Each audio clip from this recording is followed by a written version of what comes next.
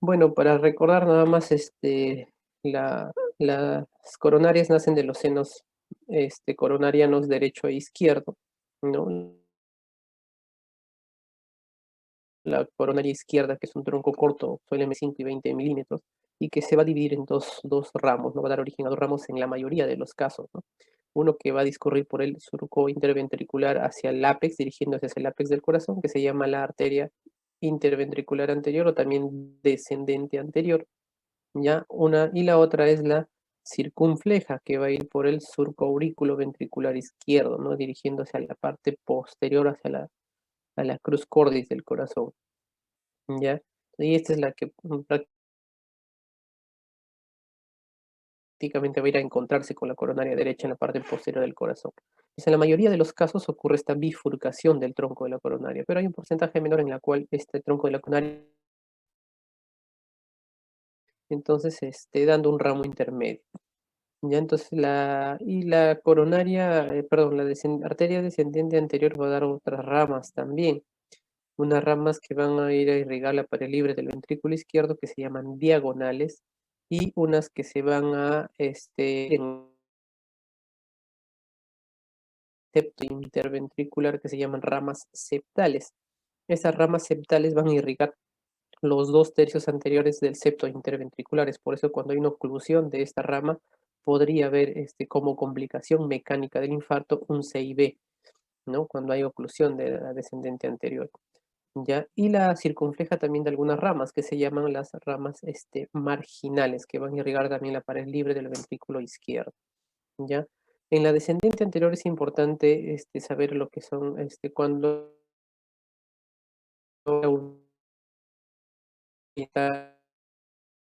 una revascularización se va a optar.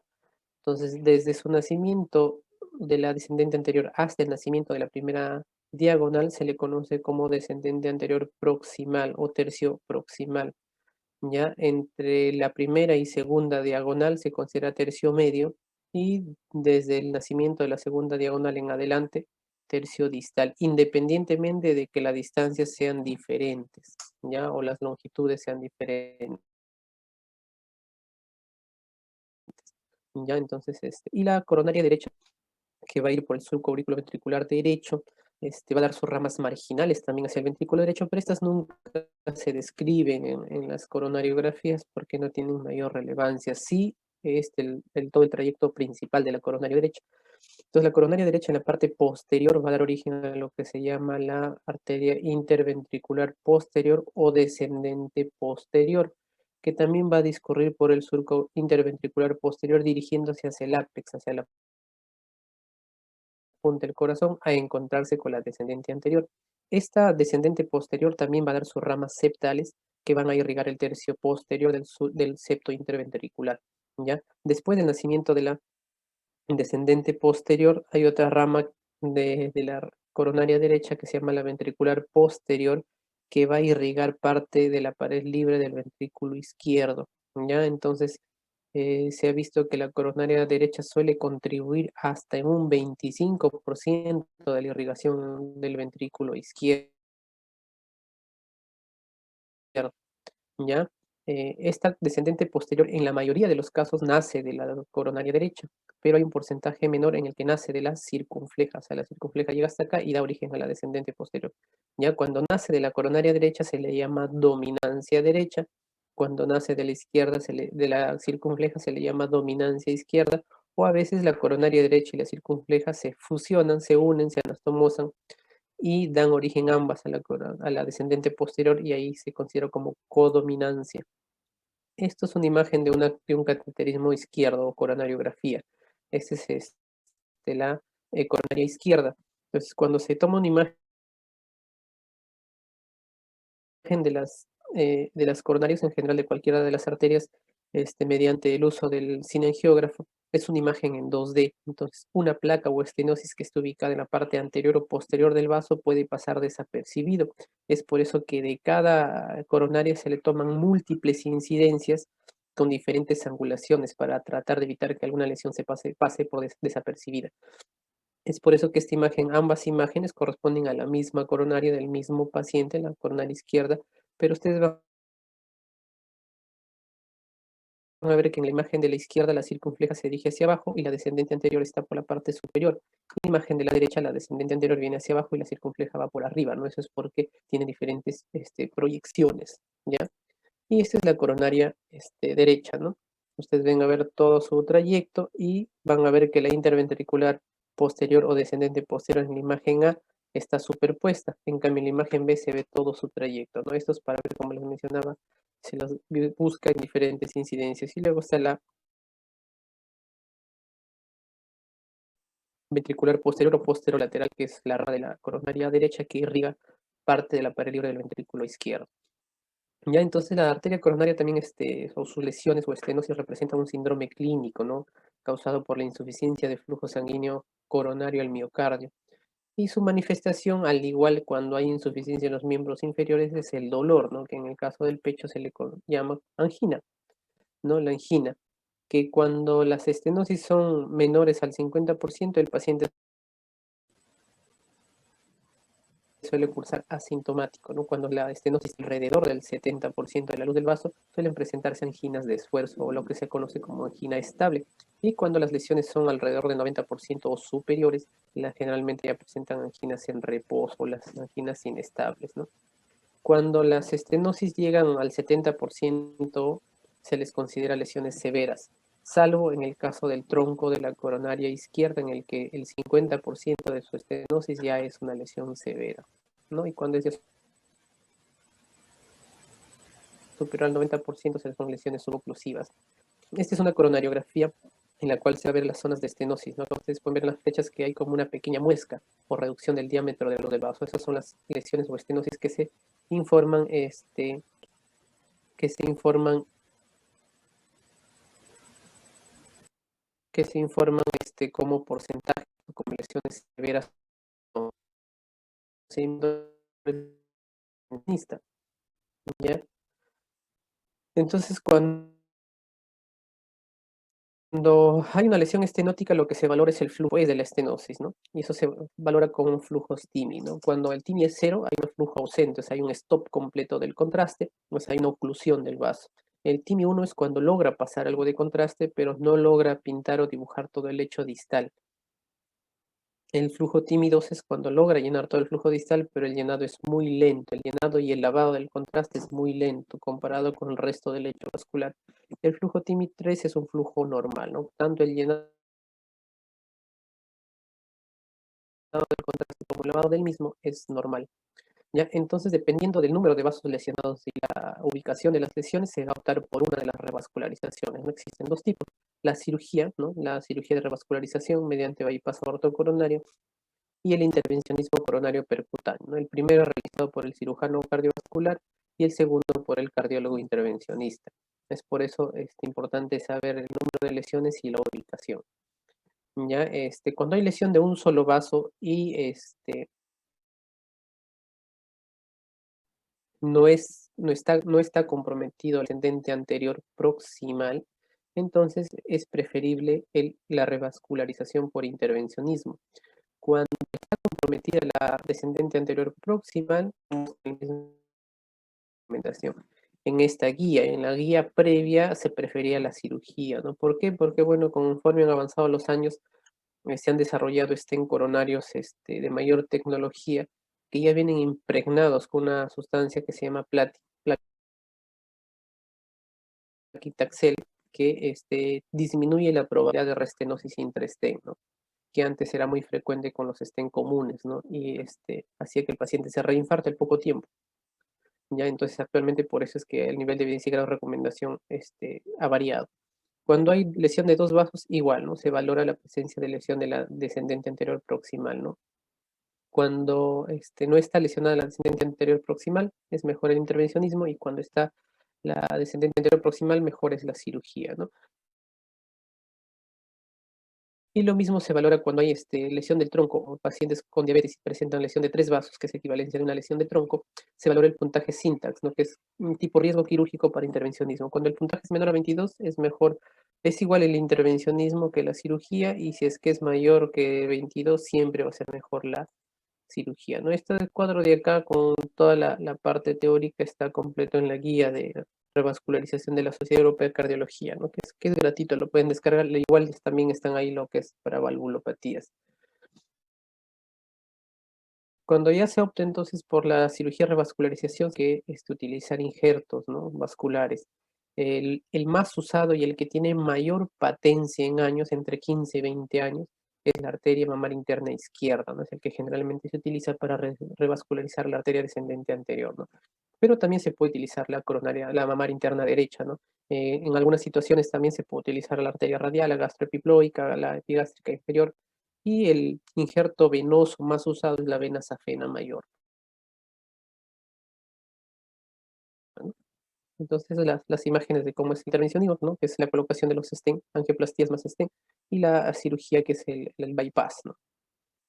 Esas son imágenes de cómo irían los injertos cuando es un injerto venoso, ¿no? Se hace una anastomosis proximal en la aorta ascendente y una distal postestenosis, ¿ya? Y cuando se utiliza la arteria mamaria izquierda o ambas, solamente se hace la anastomosis distal porque ello a su nacimiento viene pues de una circulación sistémica que son las subclavias, ¿no? Y la anastomosis distal, ¿no? Donde se hace una anastomosis terminal, ¿no? Y cuando se utiliza vena, la anastomosis proximal en la aorta previamente a la creación de un ostoma, ¿no? Bien, y vamos a ver otro tema que, bueno, es poco frecuente, digamos, pero de todas maneras que lo revisen porque está dentro de la unidad, ¿no? La coartación de aorta, ¿no? La coartación de aorta es una zona de estrechez o estenosis de la luz de la aorta. Generalmente su ubicación suele ser en el istmo aórtico, ¿no? O en algunas situaciones hay compromiso del istmo y también del arco aórtico, ¿no? Representa entre el 5 y 10% de las cardiopatías congénitas, es más frecuente en varones y en la raza blanca y suele estar asociado a otros defectos cardíacos, ¿no? Dentro de ellos, uno de los más frecuentes es la válvula aórtica bicúspide, ¿no? Que suele presentar en alrededor del 80% de pacientes. También suele estar asociado a PCA e incluso se lo considera como parte de la coartación al PCA, ¿no? Y el CIB, que es una de las cardiopatías congénitas asianóticas más frecuentes, ¿no? Además de esto, en el síndrome de Turner se ha visto que hasta el 35% de pacientes con síndrome de Turner suelen tener coartación de aorta, ¿no? Clínicamente suele estar evidenciado por una diferencial de presiones entre miembros superiores e inferiores, que es significativa cuando este valor es mayor o igual a 20 milímetros de mercurio, ¿no? Existen varias teorías que tratan de explicar el por qué se produce esta coartación, ninguna logra explicarlo por completo, ¿no? Una teoría hemodinámica que dicen que hay una alteración del flujo en el istmo durante la formación o la etapa fetal. La teoría embriogénica que lo trata de explicarlo mediante una alteración o normalidad durante la formación o el desarrollo del arco aórtico, y la más aceptada es la teoría propuesta por Skoda, ¿no? Quien refiere que hay migración del tejido ductal, ¿no? Del ductus hacia la pared de la aorta, ¿no? Esto ha sido más aceptado a raíz de algunos estudios en cadáveres donde se le ha hecho estudios histopatológicos de la pared de la aorta y se ha visto que se ha encontrado tejido de la ductal en esa zona, ¿no? Sin embargo, no explica por qué hay otras alteraciones acompañantes, ¿no? Anteriormente había una clasificación que se la dividía en dos, ¿no? En la forma infantil o preductal, ¿no? Haciendo alusión a la ubicación de la coartación, o sea, antes del ductus arterioso, y la postductal o forma adulta, cuando se ubicaba posterior al ductus, ¿no? Esto se clasificó así porque se veía que en las personas en quienes no se diagnosticaba en la edad neonatal o pediátrica en la coartación, cuando ya venían con sintomatología en la edad adulta, siempre el ductus se ubicaba posterior, perdón, la coartación se ubicaba posterior al ductus, ¿no? Por eso se le llamó forma adulta postductal. En cambio, en los pacientes que presentaban la sintomatología al nacimiento o días después, generalmente la coartación se ubicaba antes del ductus, ¿no? Y por eso se lo clasificó de esa manera. Eh, y generalmente, pues la forma infantil o productal presentaba mucha sintomatología que si es que no se corregía, generalmente los pacientes fallecían. Entonces, actualmente se ha visto que en realidad no es así, ¿no? Se ha visto que la coartación suele ubicarse en la zona ísmica, en el istmo aórtico, ¿no? El istmo viene a ser la porción de aorta después del nacimiento de la subclavia hasta la llegada del ductus, ¿no? Ese pedacito de segmento de aorta se llama istmo. Entonces se vio que en realidad la coartación siempre se ubicaba en el istmo al nacimiento, en el istmo o yuxtaductal, o sea, sobre el ductus, ¿no? Solo que conforme el niño desarrollaba o crecía, el istmo tenía un crecimiento más acelerado, de tal manera que la coartación en realidad migraba. O sea, se ubicaba, por ejemplo, en la zona B, el istmo crecía más aceleradamente, luego migraba a la zona A y luego al punto C, ¿no? En la forma ya adulta. Por eso es que en los adultos siempre se los encontraba postductales, pero no es que hayan estado ubicados ahí siempre, ¿no? Sino que el istmo tenía un crecimiento más acelerado respecto a los otros segmentos aórticos. O también de llamado el arco transverso, o sea, cuando hay compromiso del arco aórtico, ¿no? Entonces la clasificación actualmente aceptada es esta, ¿no? Yuxtaductal, ísmica o del arco transverso. Y también otra que es de acuerdo a la asociación o no de otras cardiopatías congénitas, como simple o compleja.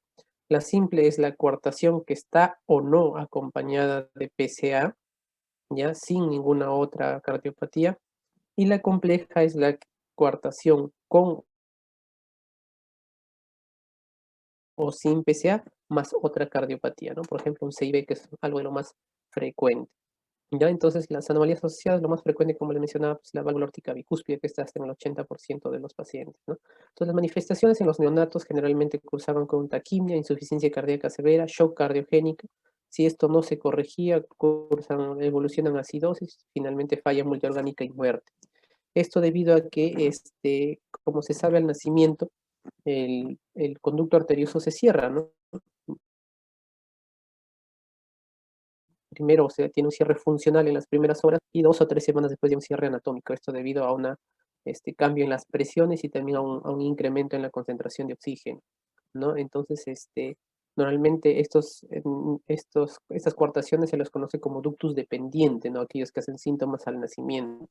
Entonces, lo que se hace es mantener permeable el ductus, ¿no? Temporalmente hasta que se haga la corrección quirúrgica, ¿no? Y esto se mantiene permeable al conducto arterioso mediante la administración de análogos de la prostaglandina E, hasta que se haga la cirugía. Y en los adultos en quienes la coartación es muy significativa, por eso que ha pasado desapercibida durante la etapa neonatal y pediátrica, suele manifestarse o tener síntomas muy sutiles que en la mayoría de los casos pues no se les presta mucha atención, ¿no? Como intolerancia al ejercicio, fatiga, claudicación, o algunos pueden cursar asintomáticos, pero sí es común encontrar que el paciente suele cursar hipertenso desde edades tempranas, ¿no? Eso debido al hipoflujo en los riñones, ¿no? Entonces, cuando ya el paciente presenta sintomatología en la edad adulta, suele ser cuando ya hace, hipertensión pulmonar, cuando está asociado, por ejemplo, a PCA, o cuando hace insuficiencia cardíaca, ¿no? Cuando ya presenta un daño valvular o de la aorta ascendente. Ya, entonces, existen unos signos radiográficos patognomónicos, uno de ellos es el signo del 3 o la E invertida, ¿no? Que es la imagen que se produce por la zona de coartación, como se ve acá en una estangiotomografía con reconstrucción, ¿no? Pero el signo del 3 o la invertida se ve en la radiografía, ¿no? Como ustedes pueden ver acá, pero acá ya se ve la reconstrucción. Y hay otro signo que se llama el signo de Roesler o signo de las muescas, ¿no? Que son estas pequeñas escotaduras en el borde costal inferior que suele producirse por la hipertrofia, aumento o desarrollo excesivo de las arterias intercostales, ¿no? Esto debido a que como hay una zona de coartación donde es difícil que la sangre pase o pasa con dificultad, hace que la sangre busque un sistema alterno, ¿no? Haciendo que la arteria subclavia izquierda se desarrolle más y esto a su vez haga que se desarrolle también la arteria mamaria interna izquierda y las arterias intercostales, ¿no? Para así llevar el flujo desde el arco aórtico hacia la aorta torácica descendente, ¿no?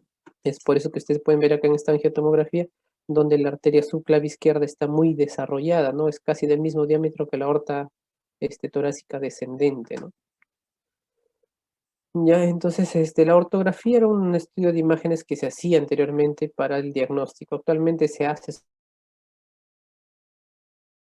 solamente cuando ya se va a desarrollar el manejo endovascular, ¿no? Lo ideal es hacerlo generalmente ya con la angiotomografía y reconstrucción. Estas son las indicaciones para hacer el reemplazo el tratamiento quirúrgico. Existen dos maneras, ¿no? La corrección quirúrgica mediante cirugía abierta, que básicamente es la resección del segmento de coartación, y la anastomosis terminal es una opción.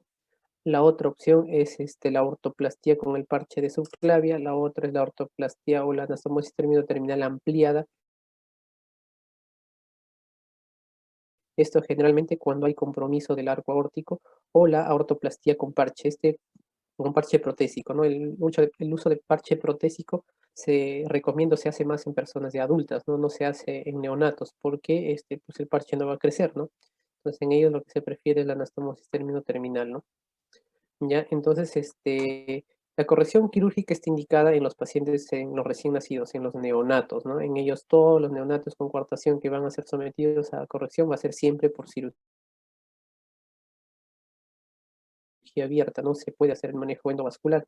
Anteriormente se hizo, ¿no? Las angioplastías, ¿no? La dilatación de la aorta, pero se vio que más del 80% de los neonatos a quienes se les hacía la angioplastía terminaban presentando una recuartación al poco tiempo, y no solo recuartación, sino que se asociaba ya a dilatación aneurismática de la aorta descendente y a disección, o sea, se complicaba más todavía. Por eso que se dejó de hacer, ¿no? Y actualmente la cirugía es la única opción para los neonatos. Y en pacientes ya adolescentes o adultos, pues es el uso de la colocación de stents, ¿no? Dentro de la aorta que van a dilatar la aorta y van a dar soporte, ¿no? Ya es el manejo endovascular, esta es la mejor opción en personas adultas, ¿no?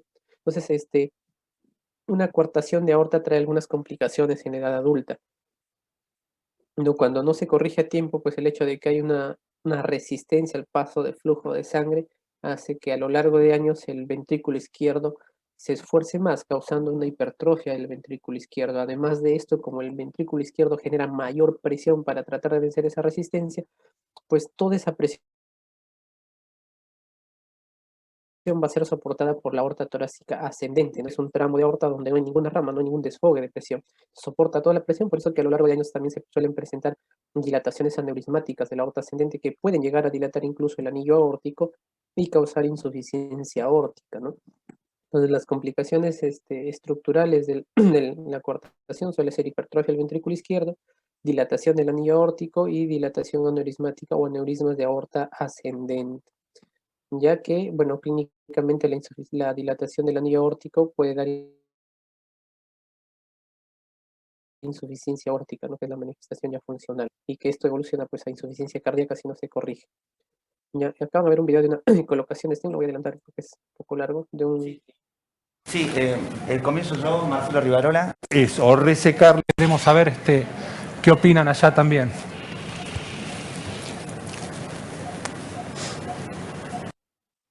Sí, comienzo yo, Esto porque tiene un ductus asociado, así que queremos saber qué opinan allá también. Ustedes pueden ver ahí, hacen la ortografía, contraste, y se logra ver la ortografía donde está la zona de coartación.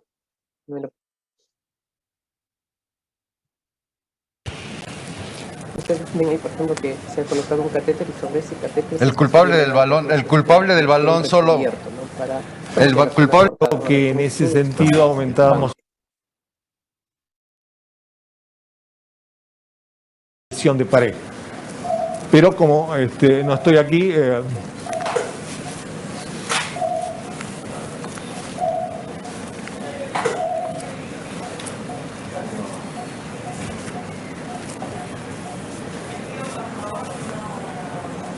sí, usando BIB o monobalón, nosotros, nuestra política es usar marca paseo siempre por la movilidad del estén hacia arriba y hacia abajo. Durante... ¿Por acá? ¿Ese contraste? Amplia, sí, ¿no? ¿Contraste es aquel? Ahí ven que están ubicando justo el stent en la zona de coartación, están tratando de ubicarlo.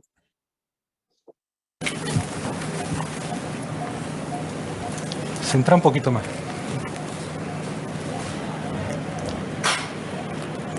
La idea es ver primero cómo queda y después... Sí, pero... Y ahorita van a empezar a soltar, a liberar el stent, ¿no? Dale, infierno.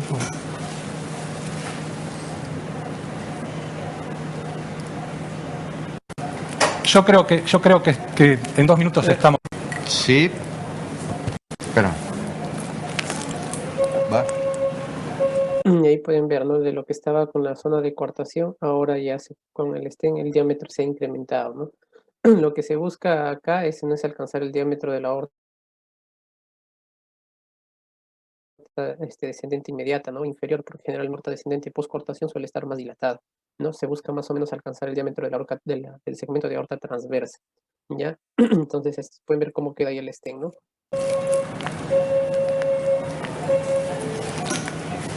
Ya, y acaban de ver un video de una cirugía ya de un neonato, ¿no? Con una exportación de aorta.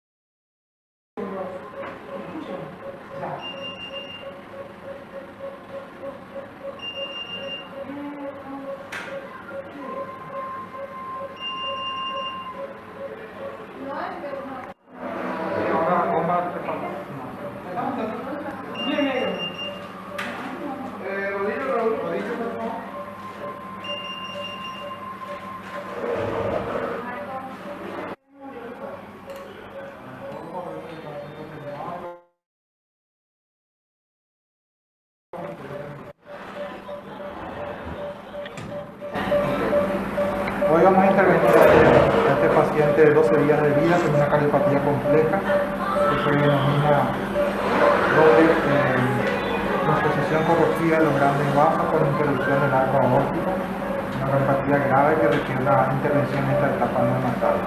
La vía de acceso, como verán, es una toracotomía posterolateral izquierda.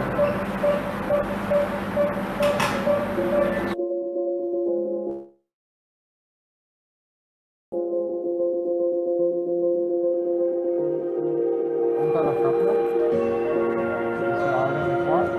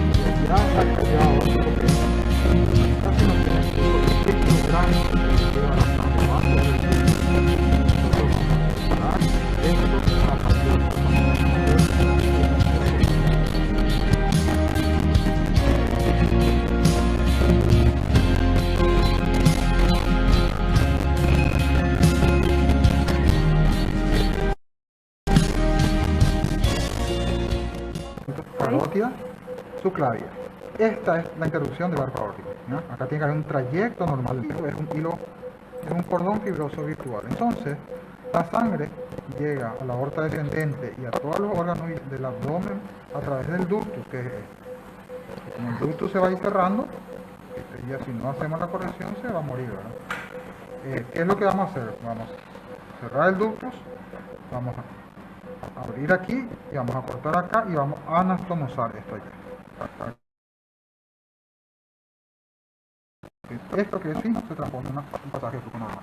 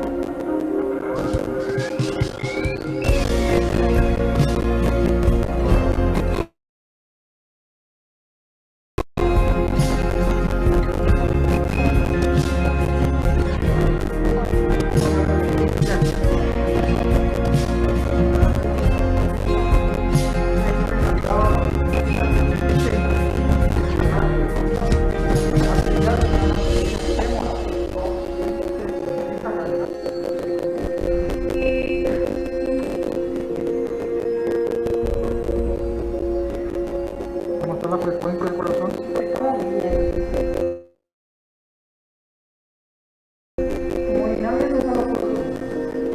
Ahora está sin presión, está otro parámetro, solamente la frecuencia.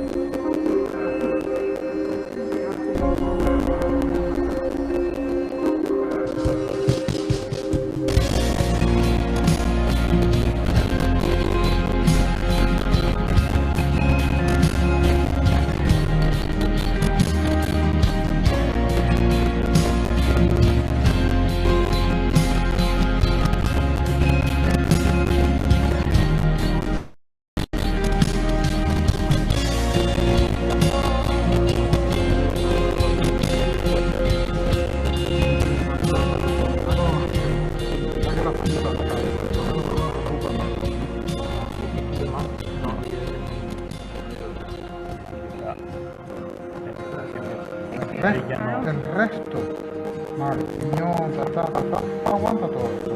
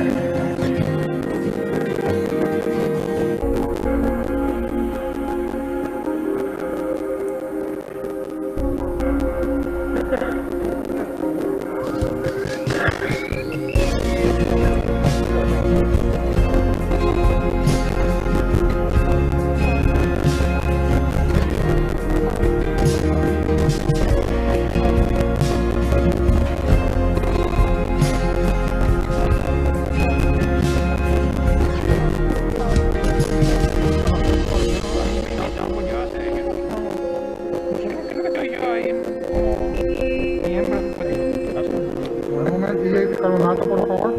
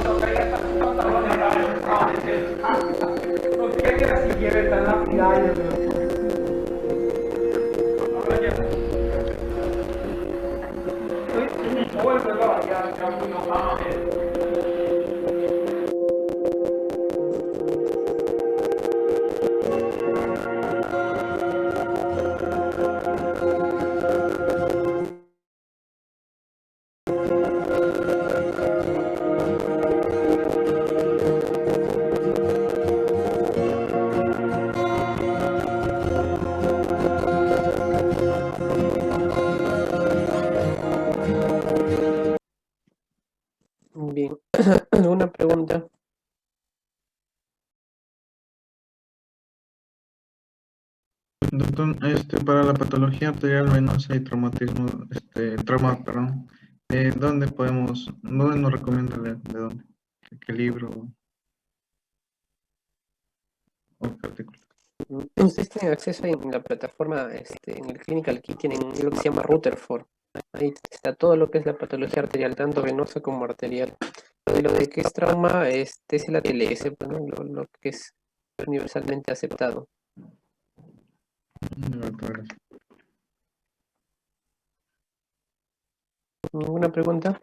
Entonces nos encontramos el día lunes, ¿ya?